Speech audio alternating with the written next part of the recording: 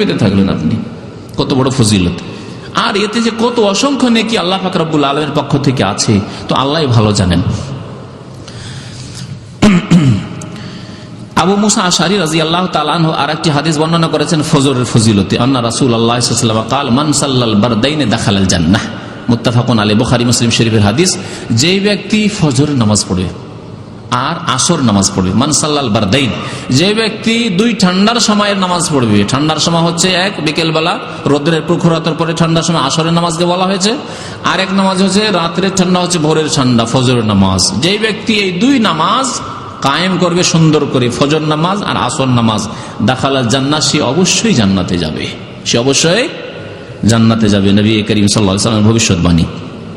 আরো শুনেন, ওই ব্যক্তিকে জাহান্নামের আগুন স্পর্শ করতে পারবে না, তাও বলেছেন নবী করিম সাল্লাল্লাহু আলাইহি ওয়াসাল্লাম। বলছেন ওমারা বিন রুয়াইবা বলছেন যে তার আব্বা রুয়াইবা বলছেন নবী করিম সাল্লাল্লাহু আলাইহি ওয়াসাল্লামের কাছ থেকে আমি শুনেছি, ইয়াকুলু লা ইয়ালিজান নার আহাদুন সাল্লা ক্বাবলা তুলুই শামসি ওয়া ক্বাবলা গুরুবিহা, ওই ব্যক্তি কোনোদিন জাহান্নামে যাবে না, ওই ব্যক্তি কোনোদিন জাহান্নামে যাবে না যেই ব্যক্তি সূর্য অস্ত হওয়ার আগের নামাজ পড়ে এবং সূর্য উদয় হওয়ার, সূর্য উঠার আগের নামাজ পড়ে। কোন কোন নামাজ হলো তাহলে? আসর নামাজ এবং ফজর নামাজ। বলছেন লা ইয়ালিজান নার আহাদুন, এমন ব্যক্তি কখনো জাহান্নামে যাবে না, লা ইয়ালিজা, কখনো যাবে না। এ না যে শুধু জাহান্নামে যাবে না, কথা নাই, কখনো জাহান্নামে যাবে না, না প্রথমে না মধ্যখানে না শেষে, কোনদিন জাহান্নামে যাবে না। সাল্লা ক্বাবলা তুলুই শামস, সূর্য ওঠার আগে যে ব্যক্তি নামাজ পড়লো, ক্বাবলা গুরুবিহা, আর সূর্য ডুবার আগে যে ব্যক্তি নামাজ পড়লো, অর্থাৎ ফজর নামাজ এবং আসর নামাজ। এই হাদিসটি শোনাচ্ছিলেন বাসরা নামক শহরে। বাসরা শহর কোথায়?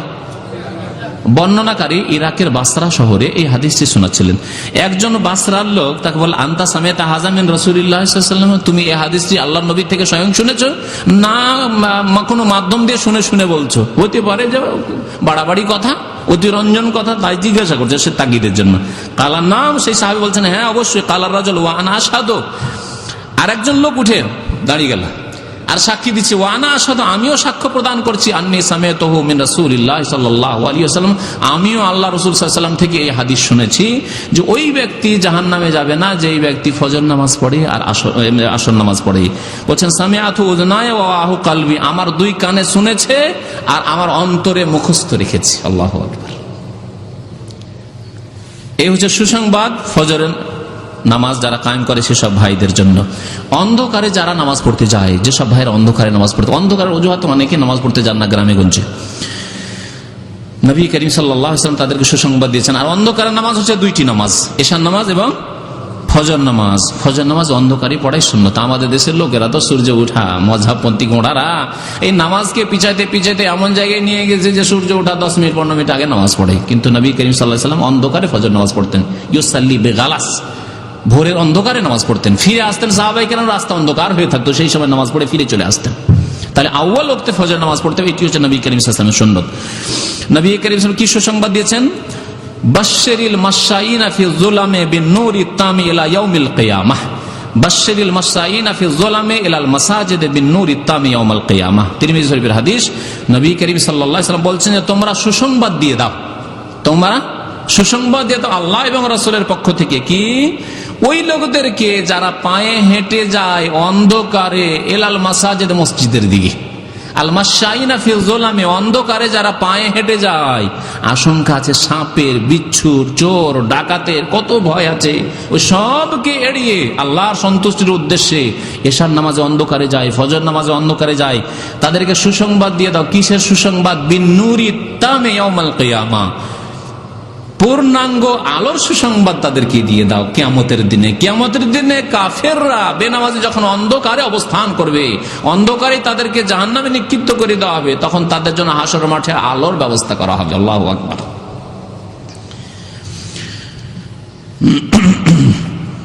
ফজর নামাজ সম্পর্কে আরো কিছু বিধিবিধান রয়েছে। ফজর নামাজের তেলাওয়াত, ফজর নামাজের তেলাওয়াত কেমন হইতে হবে? সংক্ষেপে, ঘুমের সময় মানুষের ঘুম চেপে আছে, সুতরাং তাড়াতাড়ি করে নামাজটা ছেড়ে দাও, এরকম নামাজ। এই সূরা দ্বিতীয় রাকাতে পুরা সূরা পড়তেন, সূরার কিছু অংশ না, আজকাল যেমন ইমামদের অভ্যাস 2-4টা আয়াত পড়ে নিল, 10টা 5টা আয়াত পড়ে নিল বা শুয়ে গেল, না, পুরো সূরা শেষ করতেন। আর একজন ভাই কোরআনটা বের করেন আর দেখেন কতটি আয়াত রয়েছে, দুটো মিলিয়ে 60টির বেশি আয়াত রয়েছে। দেখেন একজন খুলে, এই যে কোরআন আছে এখানে। আর সূরা সিজদা আলিফ লাম মিম তানজিলুল কিতাবে লা রাইবা ফীহি মির রাব্বিল আলামিন। আলিফ লাম মিম তানজিলুল কিতাবে লা রাইবা ফীহি মির রাব্বিল আলামিন, যাতে একটি সিজদাও রয়েছে, মধ্যখানে সিজদা দিয়ে ইমাম মুক্তাদি সবাই সিজদা আবার উঠবেন, দিয়ে পুরো সূরা পুরো করবেন। নবী করিম সাল্লাল্লাহু আলাইহি ওয়াসাল্লাম তাই বলছেন। আবু হুরায়রা রাদিয়াল্লাহু তাআলা বলছেন, আন আবি হুরায়রা রাদিয়াল্লাহু তাআলা قال كان النبي صلى الله عليه وسلم يقرأ في الجمعة في صلاة الفجر। নবী করিম সাল্লাল্লাহু আলাইহি ওয়াসাল্লাম জুমার দিনের ফজরের নামাজে আলিফ লাম মিম সিজদা পড়তেন, আর হাল আতা আলাল ইনসান হিনুম মিনাদ দাহর পড়তেন। সহিহ বুখারী শরীফের হাদিস। এ হচ্ছে নবী করিম সাল্লাল্লাহু আলাইহি ওয়াসাল্লামের সুন্নাত। তবে কখনো কখনো অন্যান্য সূরা পড়তে হবে, যাতে জনসাধারণ আবার এটিকে ফরজ ওয়াজিব না মনে করে। আর কোন ইমাম যদি অন্য সূরা পড়িয়ে দেয় তো না মনে করে যে ইমাম এই তো ভালো ইমাম না, বা ইমাম তো সুন্নাতের খেলাফ কাজ করে, এমনটা যেন না মনে করে। বেশিরভাগ সময় এই দুইটি সূরা দিয়ে জুমার দিনে নামাজ পড়া বা ইমামতি করা সুন্নাত। ফজরের নামাজের যে কত গুরুত্ব আর কত ফজিলত, যে ফজরের 2 রাকাত সুন্নত আছে, ওর ফজিলত শুনেন। মুসলিম শরীফের হাদিস, মা আয়েশা রাদিয়াল্লাহু তাআলা আনহা বর্ণনা করছেন যে নবী করিম সাল্লাল্লাহু আলাইহি ওয়াসাল্লাম ইরশাদ করেছেন, রাকাতাল ফজরে খায়রুম মিনাদ দুনিয়া ওয়া মা ফিহা। ফজরের 2 রাকাত সুন্নত, ফজরের ফরজ নামাজের তো নেকি আছে, কিন্তু ফজরের 2 রাকাত সুন্নতের নেকি, সুন্নতের সওয়াব। বলছেন রাকাত আল ফজরে, ফজরের 2 রাকাত সুন্নাতের সওয়াব কেমন, খায়রুম মিনাদ দুনিয়া ওয়া ফিহা। পৃথিবী এবং পৃথিবীতে যা কিছু আছে, সারা পৃথিবীতে কত কি আছে চিন্তা করুন তো দেখি। কত মূল্যবান বস্তু আছে, কত মূল্যবান খনিজ সম্পদ আছে, তেল আছে, পেট্রোল আছে, সোনা আছে, চাঁদি আছে, হীরা মণি মুক্তা, আর কত কি যে আছে, আর কত যে ধন দৌলত আর ব্যাংক ব্যালেন্স, মানুষের ব্যাংকে টাকা পয়সা আছে, আর বাড়িতে টাকা পয়সা আছে, আর জমি জায়গা আছে, আর সম্পদ আছে, অট্টালিকা আছে, কত যে মূল্যবান জিনিস পৃথিবীতে আছে। সমস্ত কিছুকে একদিকে রাখেন, আর ফজরের 2 রাকাত সুন্নাত, মাত্র 2 রাকাত সুন্নাত, সূরা কাফিরুন প্রথম রাকাতে, দ্বিতীয় রাকাতে সূরা ইখলাস পড়লেন। আর হালকা নামাজ পড়তে বলেছেন নবী করিম সাল্লাল্লাহু আলাইহি ওয়াসাল্লাম। এই 2 রাকাতকে একদিকে রাখেন, খায়রুম মিনাদ দুনিয়া মা ফিহা, পৃথিবীর সমস্ত ধন সম্পদ একদিকে, আর এই 2 রাকাত নামাজ তার চাইতে উত্তম, খায়রুম মিনাদ দুনিয়া মা ফিহা। মাত্র 2 রাকাত নামাজ, সুন্নত নামাজ ফজরের। তাহলে ফজরের ফরজ নামাজ কত ফজিলত রাখে।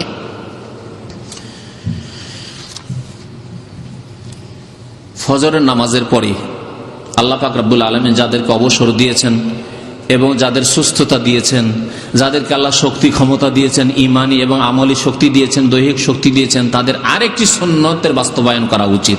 তা হচ্ছে ফজরের নামাজের পরে আপনি আপনার জায়নামাজে, মসজিদে, মুসাল্লায় যেখানে নামাজ পড়েন সেখানে বসে যান, আর আল্লাহর জিকির আজকার করতে থাকেন, একা একা আল্লাহর জিকির আজকার করতে থাকেন। এই করতে করতে সূর্য উঠে যাক। আর সূর্য ওঠার পরে কতটি আয়াত রয়েছে সূরা সিজদা? আপনি বলে দেন। সূরা সিজদায় 30টি আয়াত রয়েছে, আর সূরা দাহারে মনে হয় 31টি আয়াত রয়েছে। তাহলে 60-এর বেশি হলো, 60-এর বেশি আয়াত। তো নবী করিম সাল্লাল্লাহু আলাইহি সাল্লাম এর ফজিলত বর্ণনা করেছেন। ফজিলত শুনে আপনাদেরকে বলছেন, মান সাল্লাল ফজরা ফি জামাতিন। নবী করিম সাল্লাল্লাহু বলছেন, যে ব্যক্তি ফজর নামাজ জামাতে পড়লো, তাহলে ফজর নামাজ জামাতে গিয়ে মসজিদে পড়তে হবে। সুম্মা কাদা ইয়াজকুরুল্লাহ, তারপরে মসজিদে বসে গেল আল্লাহর জিকির আজকার করতে আছে। জিকির আজকার সুন্নতি তরিকায়, নিজের জিকির আজকার পূর্ণাঙ্গ জুমলা দিয়ে, আল্লাহু আল্লাহু না, আবার হাকহু হাকহু এইসব বেদাতি জিকির আজকার করবেন না, ইল্লাল্লাহ ইল্লাল্লাহ ওইসব করবেন না, অসম্পূর্ণ জিকির ইসলামে নেই। আর সম্মিলিত জিকির করেন, ভাই আসেন এখন জিকির হালকা করি না, ওইসব বিদআত। নিজের নিজের জিকির করেন, আপনি আপনার মজলিসে বসে যেখানে আপনি নামাজটা পড়লেন জিকির আজকার করতে থাকেন। আপনি সুবহানাল্লাহ, আলহামদুলিল্লাহ, আল্লাহু আকবার, লা ইলাহা ইল্লাল্লাহ, ওয়া লা হাওলা ওয়া লা কুওয়াতা ইল্লা বিল্লাহ, সুবহানাল্লাহি ওয়া বিহামদিহি, সুবহানাল্লাহিল আযীম, সুবহানাল্লাহি ওয়া বিহামদিহি, আদাদা খালকিহি ওয়া রিদা নাফসি ওয়া জিনাতা আরশি ওয়া মিদাদা কালিমাতিহি, লা ইলাহা ইল্লা আনতা সুবহানাকা ইন্নী কুনতু মিনাজ জালিমিন। আবার খতম করবেন না, আমাদের দেশের বিদাতি খতম, খতমে ইউনুস আর খতমে খাজা গান আর কত রকমের খতম, ওই সব বিদাতি কাজ করবেন না, ওই সব নেই আবার ইসলামে। ওই সব মানুষের তৈরি করা, ভণ্ডদের তৈরি করা। নবী করিম সাল্লাল্লাহু আলাইহি ওয়াসাল্লামের তরিকা, আপনি নিজের জিকির আজকার করতে থাকুন হাত্তা তাতুলা শামস, সূর্য উদয় হওয়া পর্যন্ত, সূর্য ওঠা পর্যন্ত। সুম্মা সাল্লা রাকাতান, যখন সূর্য উঠে গেল তখন 2 রাকাত নামাজ পড়েন। 2 রাকাত নামাজ পড়ে। এই নামাজের নাম কি জানেন? সালাতুল ইশরাক, ইশরাকের নামাজ। ইশরাক মানে সূর্য উদয় হওয়া, সূর্য ওঠা। হ্যাঁ, এই জন্য মাশরিক, পূর্ব দিককে মাশরিক বলা হয়। মাশরিক মানে ওখানে সূর্য উঠেছে, এই জন্য ওটাকে মাশরিক বলা হয়। তো ইশরাকের নামাজ পড়লেন, তাহলে কি ফজিলত পাবেন? সওয়াব। কানা কা আজরে হাজ্জাতিন ওয়া উমরাতিন। তাহলে সেই ব্যক্তি 2 রাকাত নামাজ পড়ে হজের নেকি পেল, শুধু হজের না, আর কিসের? উমরারও নেকি পেল। কাল, তারপরে বলছেন কালা রাসূলুল্লাহ সাল্লাল্লাহু আলাইহি ওয়াসাল্লাম, রাসূলুল্লাহ আরো তাগিদ করে বলছেন তাম্মাতিন তাম্মাতিন তাম্মাতিন। এমন মনে করবে না যে না কিছু হয়তো পেলো, কিছু হজের নেকি পেলো, কিছু উমরার নেকি পেলো, না পুরা হজের পুরা উমরার পুরা হজের পুরা উমরার নেকি পেলো। নবী করিম সাল্লাল্লাহু আলাইহি ওয়াসাল্লাম 3 বার করে তাম্মাতিন তাম্মাতিন তাম্মাতিন। আল্লাহু আকবার। 2 রাকাত নামাজ পড়লেন, ইশরাকের নামাজ। আল্লাহ যাদেরকে সুযোগ দিয়েছেন, হয়তো সকাল 8টায় ডিউটি, বা রাত্রে আপনি রাত 9টার মধ্যে ঘুমিয়ে যেতে পারেন, 10টার মধ্যে ঘুমিয়ে যেতে পারেন, অসুবিধা আছে, ফজর পর বসে থাকতে অসুবিধা নেই। কিন্তু একজন মানুষ যদি রাত 12টায় ঘুমায়, ফজর পড়লো, তারপরে যে বসে থাকা হয় তার জন্য কষ্টকর, তাহলে এই ফজিলত হয়তো হাসিল করতে পারবেন না। কিন্তু মাঝে মাঝে শুক্রবারের দিন করেন, শুক্রবারের দিন যথেষ্ট সময় আছে, সকালবেলাতে ফিরে আছেন, আপনি যদি সূর্য ওঠার পরে সকাল 5টায় গিয়ে ঘুমান, অসুবিধা কিছু আছে কি? ভোর 4টা থেকে 5টা পর্যন্ত বসে থাকলেন, এশারের নামাজটা পড়লেন, তারপরে ঘুমিয়ে গেলেন। তো এই আমলগুলি করলে আপনার মক্কাও যেতে হলো না, হজও করতে হলো না, উমরাও করতে হলো না, আপনি নফল হজ আর নফল উমরার সওয়াব পাচ্ছেন। আপনি যেতে পারছেন না, অনেক ভাইরা আছেন ডিউটির কারণে মালিক অনুমতি দেয় না, বা আপনার ডিউটি এমন যে আপনি যেতেও পারেন না, ব্যবসা আপনার এমন যে ছেড়ে যেতেও পারেন না হজ উমরায় ঘন ঘন। আপনি যদি সপ্তাহে একদিন এই কাজটা করেন, প্রত্যেক সপ্তাহে আপনার উমরা, প্রত্যেক সপ্তাহে বুধবারের গাড়িতে না গিয়ে এত হয়রান না হয়ে আর আপনার অনেক লস না করে এই সওয়াব দিয়ে অনেক সওয়াব হাসিল হয়ে গেল। তার মানে এই না যে আপনি যাবেন না, মাঝে মাঝে যান, কিন্তু এই সওয়াবও করেন। বাড়িতে বসে বসে হজ উমরার সওয়াব হাসিল করেন, বাড়িতে বসে বসে হজ উমরার আপনি সওয়াব হাসিল করেন নিজের মসজিদে এই সময়টুকু বসে। নবী করিম সাল্লাল্লাহু আলাইহি ওয়াসাল্লামের সুন্নাত। এই হাদিসটি তিরমিজির হাদিস, হাদিসটি হাসান। জাবের বিন সামরা রাদিয়াল্লাহু তাআলা আনহু বর্ণনা করেছেন নবী সাল্লাল্লাহু আলাইহি ওয়াসাল্লামের আমল, কানা নবী সাল্লাল্লাহু আলাইহি ওয়াসাল্লাম ইযা সাল্লাল ফাজরা তারাব্বা ফি মাজলিসিহি। নবী করিম সাল্লাল্লাহু আলাইহি ওয়াসাল্লাম ফজর নামাজ পড়ার পরে তার নামাজের জায়গায় মুসাল্লায় যেখানে ইমামতি করতেন সেখানেই বসে যেতেন। তারাব্বা ফি মাজলিসিহি, 4 জানু হয়ে বসে যেতেন। 4 জানু শব্দটি আমাদের দেশের ফিকহার কিতাবাতে পড়েছেন, তার মানে যেমন নামাজে বসেন ওইভাবে বসে যেতেন। হাত্তা তাতুলা শামসু হাসানা, যতক্ষণ পর্যন্ত সূর্য ভালোভাবে উদয় না হয়ে যায়, সূর্য উদয় হওয়া পর্যন্ত বসে থাকতেন, তারপর 2 রাকাত নামাজ পড়ে যেতেন। আবু দাউদের হাদিস। আসরের নামাজের গুরুত্ব সম্পর্কে 2-1টি হাদিস শোনায়। নবী করিম সাল্লাল্লাহু আলাইহি ওয়াসাল্লাম থেকে বুরাইদা রাদিয়াল্লাহু তাআলা আনহু বর্ণনা করেছেন, ক্বালা রাসূলুল্লাহ সাল্লাল্লাহু আলাইহি ওয়াসাল্লাম, আল্লাহ রাসূল বলেছেন, মান তারাকা সালাতাল আসরি ফাকাদ হাবিতা আমালুহু। কেউ যদি আসরের নামাজ ছেড়ে দেয়, হাটে গিয়েছে কুরবানির গরু কিনতে, আমাদের দেশে আমি ছোটকাল থেকে দেখে এসেছি, কুরবানির গরু কিনতে গিয়ে অধিকাংশ কুরবানি করেনেওয়ালা লোকের আসরের নামাজই পড়ে না, কারণ ওই সময় হচ্ছে গরুর হাট, জমজমাট হাট। এখন যদি নামাজ পড়তে যায় তাহলে গরু ছুটে যাবে, কেউ দালালি করছে গরুর, কেউ গরু বিক্রি করছে, কেউ গরু কিনছে, কুরবানির নেকি করতে যাচ্ছে, আর আসরের নামাজ ছেড়ে দিয়ে অতীতের সমস্ত আমলকে ধ্বংস করে ফেলল। আল্লাহু আকবার। শুনেন হাদিস, মান তারাকা সালাতাল আসর, যে ব্যক্তি আসরের নামাজ ছেড়ে দিল, ফাকাদ হাবিতা আমালুহু, তার আমল সব বরবাদ হয়ে গেল, ধ্বংস হয়ে গেল, তার আমল সব ধ্বংস হয়ে গেল। জি, কারণ সে কুফরিতে চলে গেল, সূর্য ডুবিয়ে দিল, আসর নামাজ পড়লো না। বহু লোককে দেখেছে হাট বাজার করে মাগরিব পরে এশা পর বাড়ি আসার পরে দেখছি নামাজ পড়ছে 4 রাকাত। লোকেরা জিজ্ঞাসা করে যে কোন নামাজ পড়ছেন? আসর নামাজ আজকে পড়তে পারিনি, হাটে গেছিলাম, বাজারে গেছিলাম, খুব ব্যস্ত ছিলাম, আজকে আসর নামাজ পড়তে পারিনি। অফিসাররা আমাদের কি করে, সারাদিন ডিউটি করে আসে, আর আসার পরে মাগরিব পরে এসে জোহর পড়ে। আমি কয়েকটা অফিসারকে মাদ্রাসা যখন ছাত্র ছিলাম তো দেখতাম মসজিদে অনেকক্ষণ ধরে নামাজ পড়ছে। তো এক অফিসারকে দেখতাম, বড় দাড়িওয়ালা অফিসার, ওই ভূমি সংস্করণ অফিসার, ভালো মানুষ, কিন্তু তাকে দেখতাম নামাজ পড়তো এইরকম, জোহর নামাজ পড়ছে, আসর, মাগরিব, এশা সবগুলি পড়ছে এশার নামাজের পরে। আমাকে এই সময় নামাজ কেন? বলছে অফিসে এত ব্যস্ত থাকি যে জোহর আসর পড়তে পারি না, জোহর আসর পড়তে পারে না, সবগুলি এসে ওই এশার সময় নামাজ পড়ছে। এই নামাজ কবুল হবে? নামাজ হবে না। নবী সাল্লাল্লাহু আলাইহি ওয়াসাল্লাম কি বলছেন, মান তারাকা সালাতাল আসর, যে ব্যক্তি আসরের নামাজ ছেড়ে দিল, আসর ওয়াক্তে পড়লো না, তার আমল সব ধ্বংস হয়ে গেল। বুখারী শরীফের হাদিস, বুখারী শরীফের হাদিস। আরেকটি হাদিস শুনেন আসরের গুরুত্ব সম্পর্কে। বলছেন আব্দুল্লাহ বিন উমর রাদিয়াল্লাহু তাআলা আনহু হাদিস বর্ণনাকারী, আন্না রাসূলুল্লাহ সাল্লাল্লাহু আলাইহি ওয়াসাল্লাম قال রাসূলুল্লাহ সাল্লাল্লাহু আলাইহি ওয়াসাল্লাম ইরশাদ করেছেন, আল্লাযী তাফুতুহু সালাতুল আসর ফাকান্নামা ওতিরা আহলুহু ওয়া মালুহু। হাদিস শুনিয়ে দিলাম আপনাদেরকে। যার আসরের নামাজ ফত হয়ে গেল, মানে আসরের নামাজ কাজা হয়ে গেল, ছুটে গেল, মাগরিব হয়ে গেল, সূর্য ডুবে গেল, আসর নামাজ পড়তে পারলো না, সে ঘুমিয়ে থেকে হোক, আর বাজারে ব্যস্ত থেকে হোক, আর ক্রিকেট দেখায় ব্যস্ত হোক, আর ক্রিকেট খেলায় ব্যস্ত হোক, আর বল খেলায় ব্যস্ত হোক, আর দুনিয়ার যে কোনো কাজই ব্যস্ত হোক না কেন, জি, ভুলে যাওয়া ছাড়া 2টি ওজর ইসলামে গ্রহণযোগ্য। কি বলতে পারেন? এক হচ্ছে ভুলে যাও, ভুলেই গেছে যে আসর পড়িনি, মনেই হয়নি, মাগরিব পরে মনে হয়েছে, তাহলে তো আর দোষ নেই, ভুলে গেছে, যখনই স্মরণ হবে তখন নামাজ পড়তে হবে। আর আরেক হচ্ছে যে ইচ্ছা করে ঘুমায়নি, কিন্তু এমন ঘুম চেপেছে, অ্যালার্জি ট্যাবলেট কি এমন ঘুম চেপেছে তাকে কেউ জাগাবার হয়নি, অ্যালার্ম বেজেছে, জাগতেই পারেনি। এইরকম যদি অনিচ্ছাকৃত ঘুম কখনো হয়, এই দুইটি ক্ষেত্রে, আর ইচ্ছা করে রোজ রোজ ঘুমাবে আর বলবে যে আমার তো ঘুম ভাঙে না, চলবে না? চলবে না।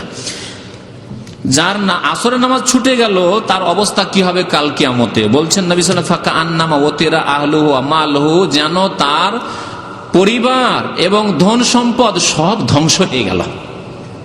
তার পরিবার ধ্বংস হয়ে গেল আর তার ধন সম্পদ সব ধ্বংস হয়ে গেল। হাদিসটা বোঝার জন্য একটা উদাহরণ দিই। একজন মানুষ তার পরিবার সহ ফ্লাইটে চেপেছে, সপরিবারে, স্ত্রী, ছেলে, মেয়ে সবকে নিয়ে, আর বাড়িতে যা টাকা পয়সা ছিল সব নিয়ে চেপেছে। বাংলাদেশের ন্যাশনালিটি ছিল, সে সেখান থেকে চলে যাবে, তো টাকা পয়সা আর তো বাংলাদেশে রেখে লাভ নেই, আমেরিকা চলে যাচ্ছি, কানাডা, ওখানকার গ্রিন কার্ড পেয়ে গেছি, যাচ্ছি। তো যা টাকা পয়সা, সোনা দানা, ব্যাংক ব্যালেন্স যা ছিল, ডলার সব পকেটে, আর সপরিবারে একবারে পুরো ফ্যামিলি সহ ফ্লাইটে চেপেছে। আর আল্লাহ না করে সেই ফ্লাইট রাস্তাতে কি হয়ে গেল, বিমান দুর্ঘটনায় ধ্বংস হয়ে, বিধ্বস্ত হয়ে গেল, ধ্বংস হয়ে গেল। সেও বাঁচল না, তার স্ত্রী গেল, তার ছেলে মেয়ে সব মারা গেল, ধন সম্পদ সব কোথায় যে গেল, কিছু পেল, নিজেও পেল না, তার আত্মীয় স্বজন পেল না, কেউ পেল না তার। তাহলে কত বড় খাসা লস চিন্তা করেন এই লোকটির, সব গেল, তার সব গেল। নবী করিম সাল্লাল্লাহু আলাইহি ওয়াসাল্লাম বলছেন, যার আসরের নামাজ ছুটে গেল, আসরের নামাজ ছুটে গেল, তার কি হয়ে গেল, ফাকা আন্নামা ওয়াতিরা আহলুহু ওয়া মালুহু। কাল কিয়ামতে হাসরের মাঠে এত আফসোস হবে, আক্ষেপ হবে, তার এত আক্ষেপ হবে যে তার ধন সম্পদ সবকিছু ধ্বংস হয়ে যাওয়ার পরে সে যদি বেঁচে থাকতো, আর যে আফসোস হতো, হাই কি করলাম, আল্লাহ, স্ত্রী হারাইলাম, ছেলে মেয়ে হারাইলাম, যা ধন দৌলত ছিল, সে হয়তো ওখানে আছে। এই উদাহরণটা দিয়ে তাহলে আরো বুঝতে পারে, কারণ সে মরে গেলে তার কিছু বুঝতে পারছে না, সেও মরে গেছে, কিন্তু সে বেঁচে আছে, আমেরিকাতে বসে আছে, আর ফ্যামিলিকে ডেকেছে যে তুমি ছেলে মেয়ে টাকা পয়সা সব নিয়ে চলে আসো বাংলাদেশ থেকে, সব বিমান বিধ্বস্ত, সব ধ্বংস হয়ে গেল। তাহলে কত তার আফসোস আর আক্ষেপ, আর এই দুঃখ কষ্ট কোথায় রাখবে সেই দুঃখ কষ্ট? এইরকম আফসোস হবে তার কাল কিয়ামতে। একদিন আসরের নামাজ যদি এইভাবে তার ফৌত হয়ে যায়, ছুটে যায়, তাহলে কাজা হয়ে যায়। তাহলে নবী করিম সাল্লাল্লাহু আলাইহি ওয়াসাল্লামের হাদিস, বুখারী শরীফের হাদিস।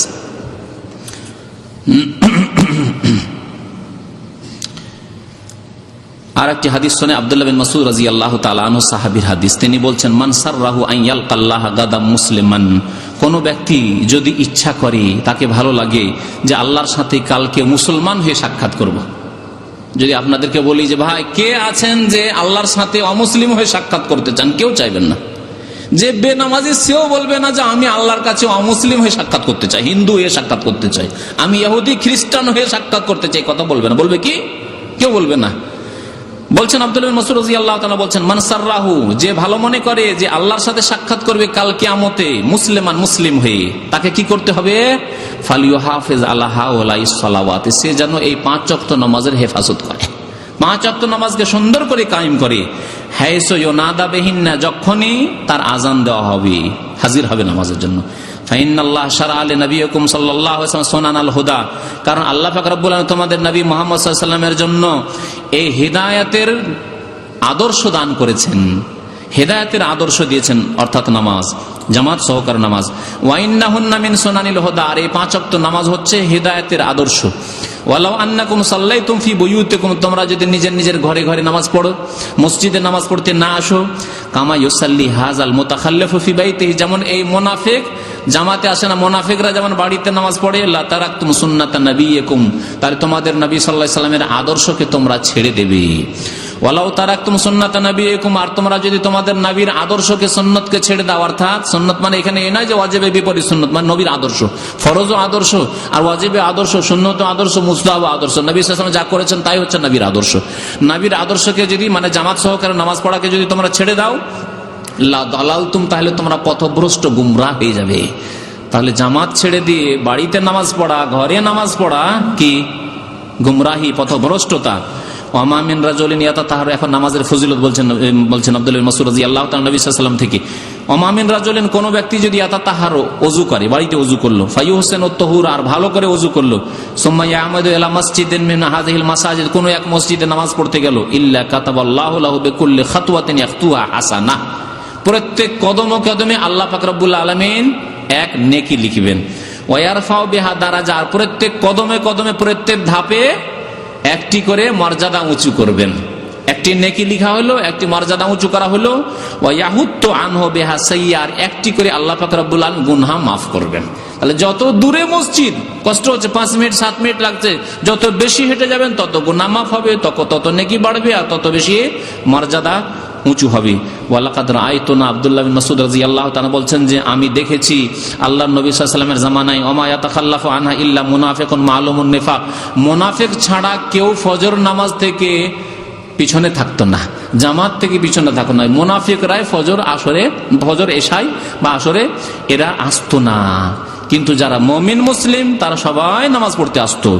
এমনকি আমি দেখেছি ওয়ালাকাদ কানার রাজুলু ইউতা বিহি ইউহাদা বাইনার রাজুলাইনি হাত্তা ইউকামা ফিস সাফফি, আমি অনেক মুসলিম ভাইদেরকে দেখেছি যারা পায়ে হেঁটে আসতে পারে না, অসুস্থ, বিছানায় শুয়েছিল, কোনো দুই আত্মীয়র কাঁধে ভর দিয়ে, হেলানা লাগিয়ে কাঁধে ভর দিয়ে মসজিদে নিয়ে আসা হইতো তাদেরকে, আর নিয়ে এসে কাতারে বসিয়ে দেওয়া হতো, বসে বসে নামাজ পড়তো। তার জন্য ওজর ছিল, বাড়িতেই সে নামাজ পড়তে পারতো, কিন্তু বাড়িতে কোনো মুসলিম সাহাবী নামাজ পড়তেন না। অসুস্থতার অবস্থায় মসজিদে এরকম দুইজনের শরীরে ভর দিয়ে, কাঁধে ভর দিয়ে এসে তারা নামাজ পড়তেন। মুসলিম শরীফের হাদিস। নবী করিম সাল্লাল্লাহু আলাইহি ওয়াসাল্লাম আরো বলেছেন, যারা জামাতে নামাজ পড়তে আসে না তাদের সম্পর্কে আবু দারদা রাদিয়াল্লাহু তাআলা আনহু বর্ণনা করেছেন, সামিউতু রাসূলুল্লাহ সাল্লাল্লাহু আলাইহি ওয়াসাল্লাম, আমি আল্লাহর রাসূলকে শুনেছি বলতে, মা মিন সালাসাতিন ফি ক্বরিয়াতিন ওয়ালা বাদউইন, কোন জায়গায় যদি 3 জন ব্যক্তি থাকে, 3 জন মাত্র, বেশি না, 3 জন ব্যক্তি কোন রুমে আছেন, কোন গ্রামে আছেন, কোন শহরে আছেন, কোন পল্লীতে আছেন, লা তুকামু ফিহিমিস সালাহ, কিন্তু সেখানে জামাত সহকারে তারা নামাজ পড়ে না, জামাত সহকারে তারা নামাজ পড়ে না, একা একা নামাজ পড়ে। 3 জন ঘরেই নামাজ পড়ে, মসজিদে ব্যবস্থা নেই, খেয়াল খুশি নামাজ পড়ে, যখন যে আসে নামাজ পড়ে, জামাত করে তারা নামাজ পড়ে না মসজিদে এসে।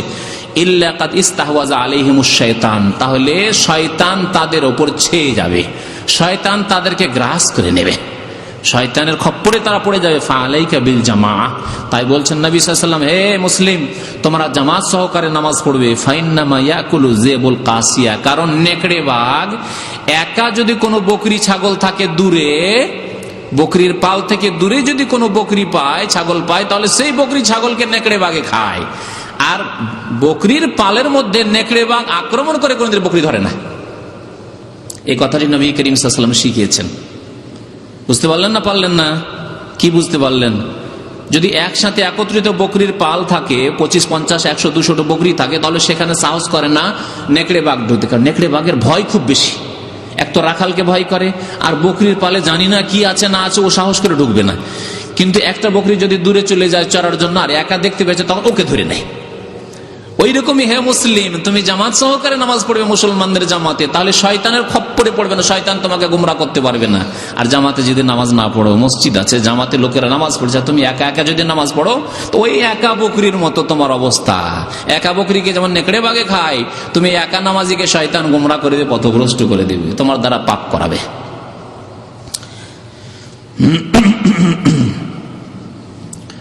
একটি হাদিস আর শোনাবো নবী করিম সাল্লাল্লাহু আলাইহি ওয়াসাল্লামের নামাজ সম্পর্কে ভবিষ্যৎবাণী। আবু উমামা বাহিলি রাদিয়াল্লাহু তাআলা আনহু বর্ণনা করেছেন, হাদিসটি মুসনাদ আহমদের। বলছেন, ইসলাম প্রথম দিকে দুর্বল ছিল, তাই না? অন্য হাদিসের কথা বলছি। তারপরে শক্তিশালী হয়েছে ইসলাম সাহাবায়ে কেরামদের যুগে। তারপর ধীরে ধীরে ইসলাম দুর্বল হইতে, মুসলিমরা দুর্বল হইতে লাগবে। দুর্বল যখন হবে, তখন ইসলামের এক একটি বিধান নষ্ট করবে, তারা এক একটি করে নষ্ট করবে। নষ্ট করতে করতে করতে করতে একেবারে সব নষ্ট করে দিবে। প্রথম কি নষ্ট হবে?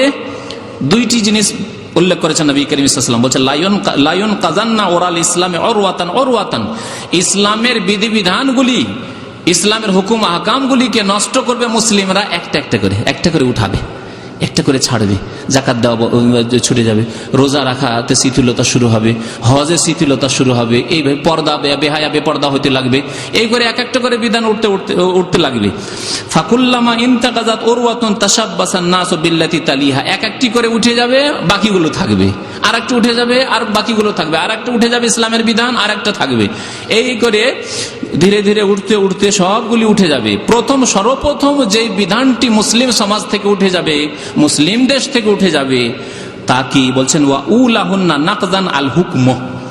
সর্বপ্রথম যে বিধানটি মুসলিম দেশগুলি থেকে, মুসলিম সমাজ থেকে উঠে যাবে, সেটা হচ্ছে ইসলামী আইনের বাস্তবায়ন। ভালো করে শুনে রাখেন, ইসলামী আইনের বাস্তবায়ন। আজকে পৃথিবীতে কতটি দেশ আছে মুসলিম দেশ? 57টি দেশ আছে। এই 57টি দেশের এই সৌদি আরব ছাড়া ইসলামী আইনের বাস্তবায়ন কোন দেশে নেই।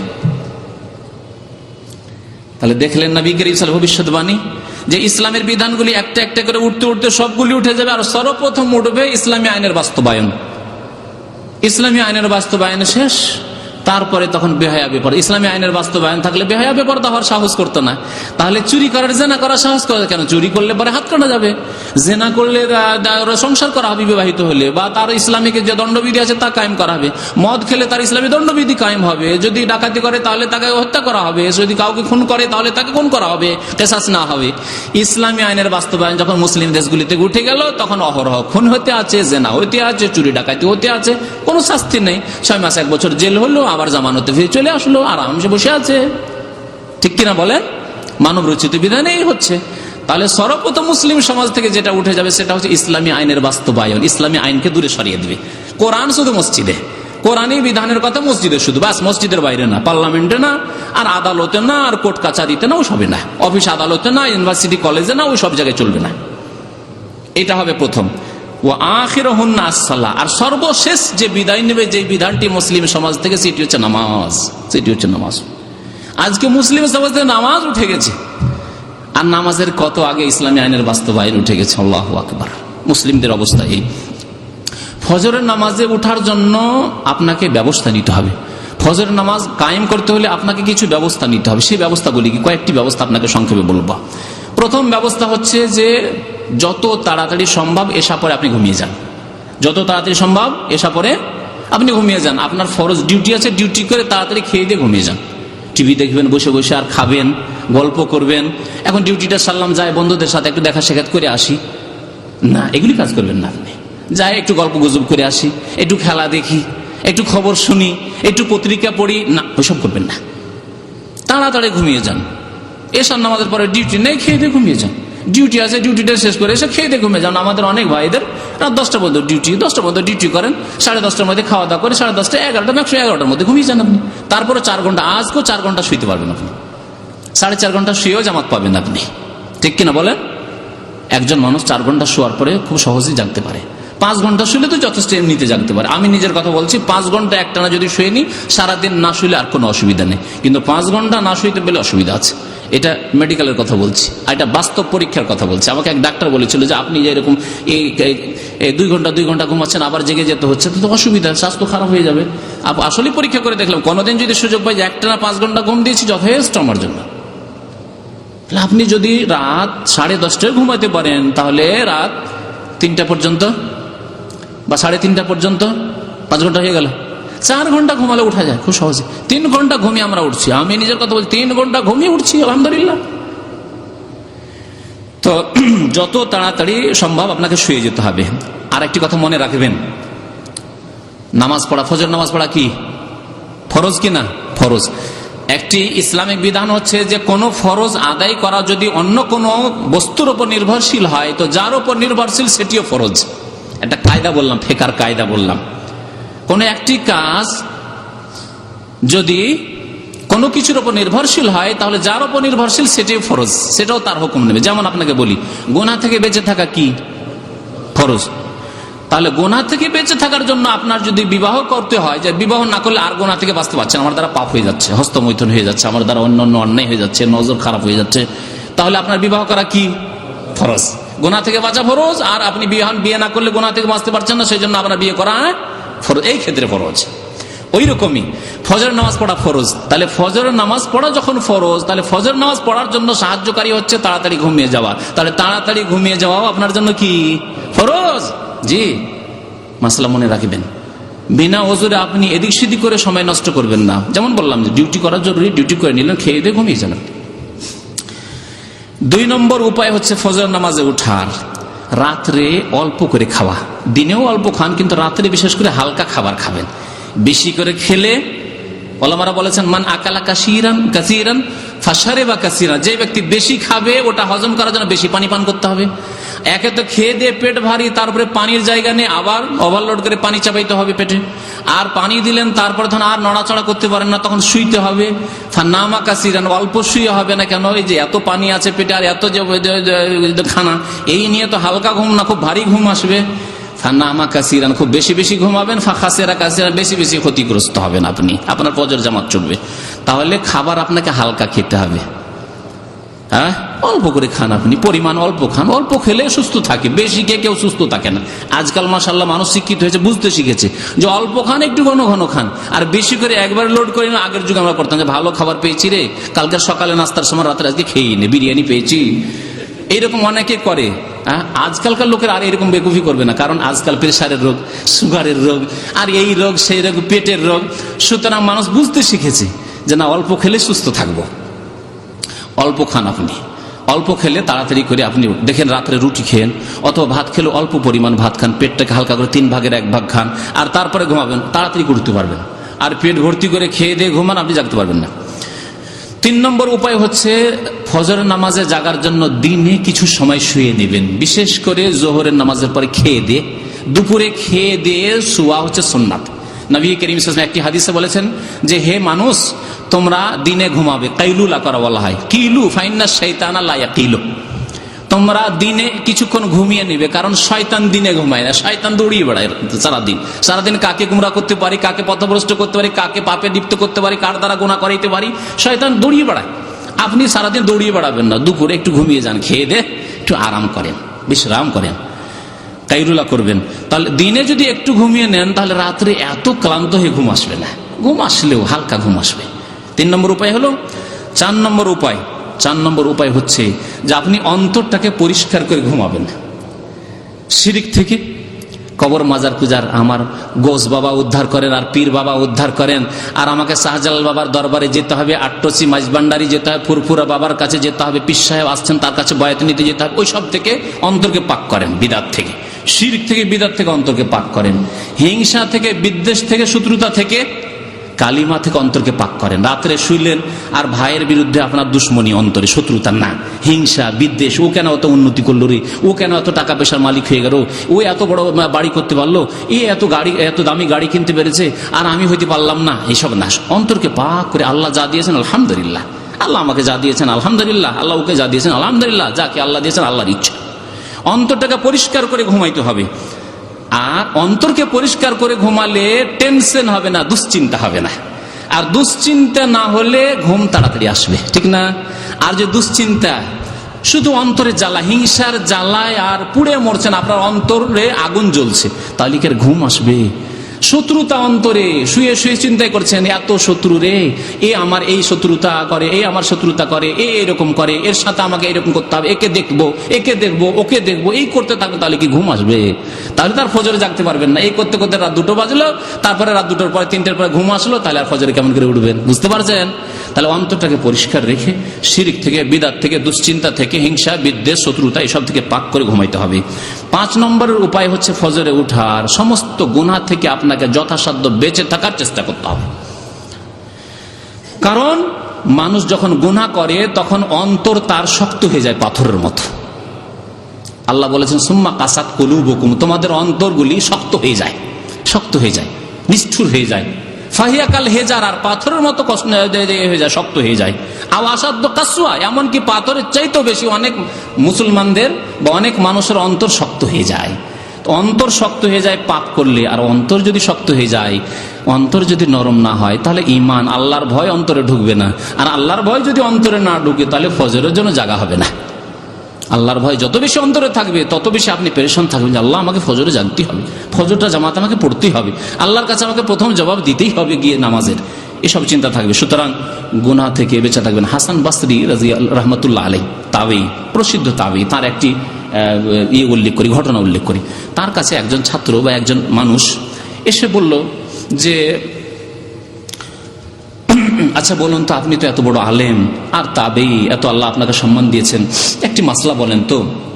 আমি অনেক সময় চেষ্টা করি যে তাহাজ্জুদের নামাজ পড়বো, তাহাজ্জুদের নামাজ পড়বো চেষ্টা করি, আর এই জন্য তাড়াতাড়ি ঘুমিয়ে যাই, কিন্তু কোনোদিন উঠতে পারি না, তাহাজ্জুদের জন্য জাগতে পারি না।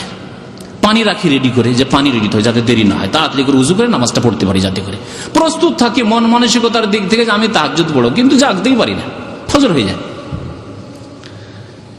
হাসান বসরি রহমতুল্লাহ আলাইহি কি জবাব দিয়েছিলেন? জবাব দিয়েছিলেন যে দেখো, গুনাহ থেকে বেঁচে থাকো, গুনাহের কারণে তুমি জাগতে পারছো না। আল্লাহ পাক রব্বুল আলামিন বন্ধুত্বের সুযোগ দেন না ওই ব্যক্তিকে যে ব্যক্তি পাপ করতে থাকে। আল্লাহ পাক নির্জনে অ্যাপয়েন্টমেন্ট দেন না, অ্যাপয়েন্টমেন্ট বুঝেন তো না, কথা বলার সুযোগ, নির্জনে কথা বলার আল্লাহ সুযোগ দেন না ওই ব্যক্তিকে যে ব্যক্তি পাপে ডুবে থাকে, গুনাহ করতে থাকে। আপনি সারাদিন গুনাহ করতে থাকবেন, তারপরে ভাববেন যে রাত্রে তাহাজ্জুদ পড়বো, আল্লাহর কাছে নির্জনে সময় চাইছেন, আল্লাহ তোমার কাছে নির্জনে একটু চুপি সুরে কথা বলো, তোমার কাছে দোয়া মোনাজাত করবো, আল্লাহ সুযোগ দেবেন না তোমাকে, কারণ তুমি পাপে লিপ্ত আছো। তাহলে পাপ থেকে বেঁচে থাকতে হবে। 6 নম্বরের উপায় হচ্ছে আল্লাহকে অন্তর থেকে ভালোবাসা, সবচেয়ে বেশি আল্লাহকে ভালোবাসতে হবে। জি, ইমানকে মজবুত করতে হবে আল্লাহ পাক রব্বুল আলামিনের উপর, এবং আল্লাহর সাথে আমি নির্জনে কথা বলবো, এর জন্য আপনাকে উদ্গ্রীব পেরেশান হইতে হবে। আমি যে কখন সুযোগ পাবো, শুধু ফজরে না, আমি চেষ্টা করব ফজর আধা ঘন্টা 1 ঘন্টা আগে উঠে একটু আল্লাহর কাছে দোয়া মোনাজাত করে চুপি শুয়ে আল্লাহর সাথে কথা বলার।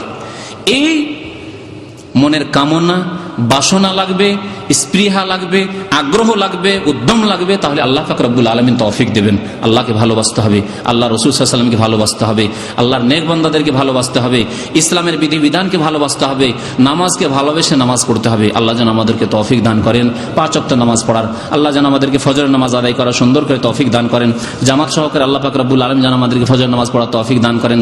আল্লাহ আমাদের মুনাফিকের লক্ষণগুলি যেন দূর করে দেন, আল্লাহ আমাদেরকে খাঁটি মুমিন হওয়ার জন্য তৌফিক দান করেন, আল্লাহ আমাদের অতীতের গুনাহ খাতা যেন মাফ করে দেন, নেক আমলে যেন তৌফিক দান করেন, আল্লাহ আমাদেরকে যেন জান্নাতুল ফিরদাউস দান করেন। আমিন। ওয়া সাল্লাল্লাহু আলা নবিয়িনা মুহাম্মদ ওয়া আলা আলিহি ওয়া সাহবিহি আজমাইন। যত প্রশ্ন কোনটার জবাব দেব?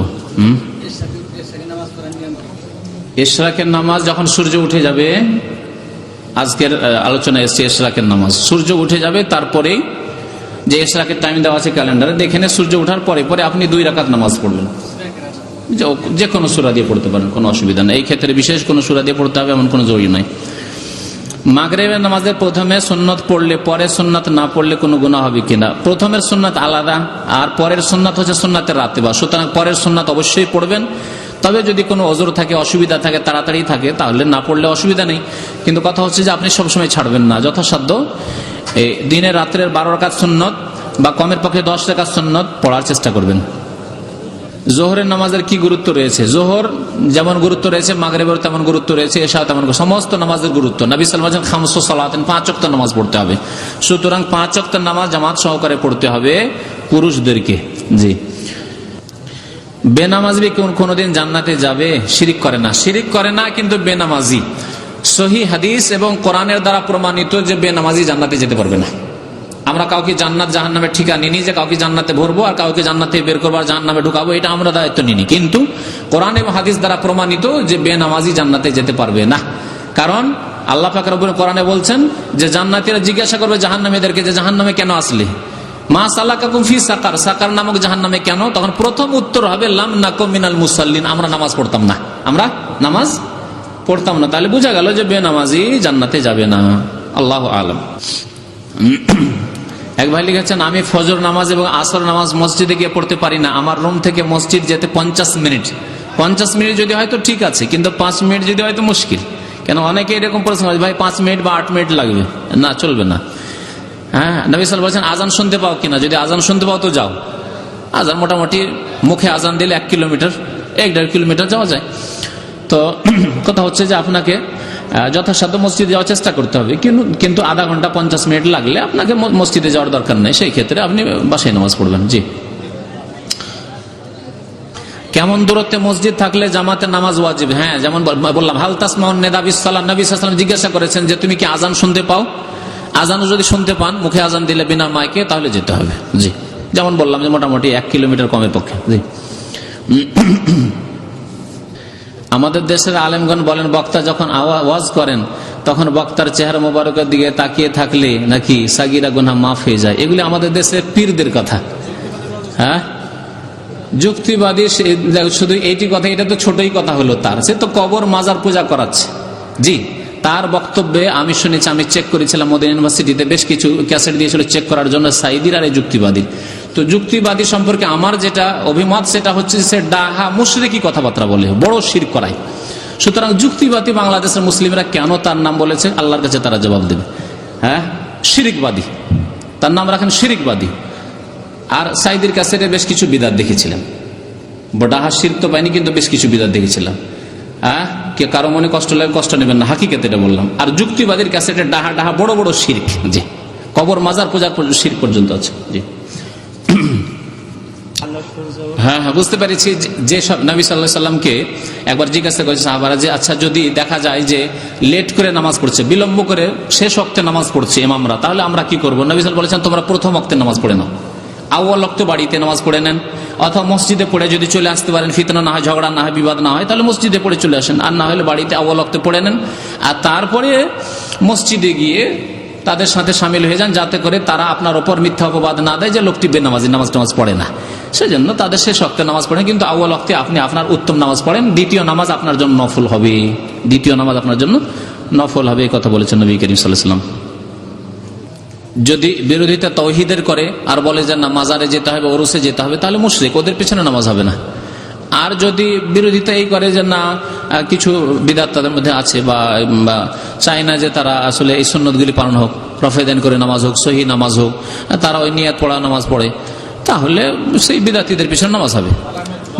সালামের জবাব দেয় না, সে গুনাহগার, আপনি গুনাহগার না। হ্যাঁ, আপনি গুনাহগার নন, সে গুনাহগার।